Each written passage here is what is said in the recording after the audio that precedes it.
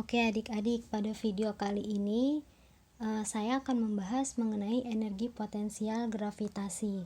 Nah, energi potensial ini merupakan energi yang tersimpan pada benda karena kedudukan atau posisi benda terhadap titik acuan.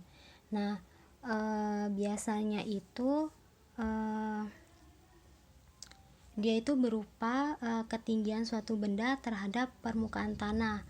Jadi kedudukannya itu berupa ketinggian dan kemudian titik acuannya itu berupa permukaan tanah. Nah, jadi dia itu ketinggian terhadap titik acuan. Nah, misal nih ya, misal ada sebuah benda. Nah, benda ini dia berada pada ketinggian tertentu. Misalkan dia itu terhadap ketinggiannya itu terhadap permukaan tanah gitu. Nah, ini haknya atau ketinggiannya. Nah, benda yang diam ini namun dia berada pada ketinggian tertentu. Nah, dia itu punya yang namanya energi potensial gitu.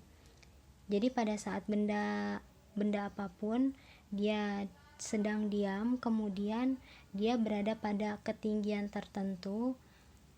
Nah, dia itu punya yang namanya energi potensial.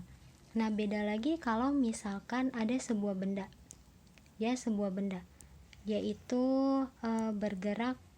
sedang bergerak di aspal gitu. Nah, titik acuannya itu misalkan si aspalnya. Nah, kemudian si benda ini dia gak punya ketinggian terhadap si aspalnya ini atau terhadap titik acuannya ini. Nah, si benda ini nggak punya yang namanya energi potensial atau energi potensialnya 0 karena dia tidak punya ketinggian terhadap titik acuannya itu. Nah, sehingga untuk rumus dari energi potensial bisa dituliskan seperti ini.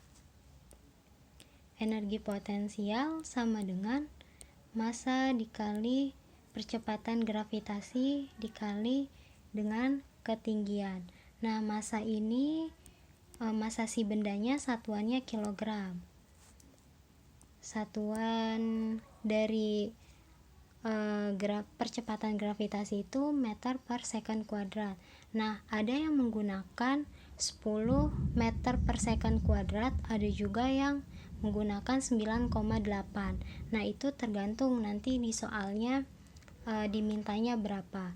Nah, kemudian ketinggiannya itu adalah satuannya itu meter. Nah, untuk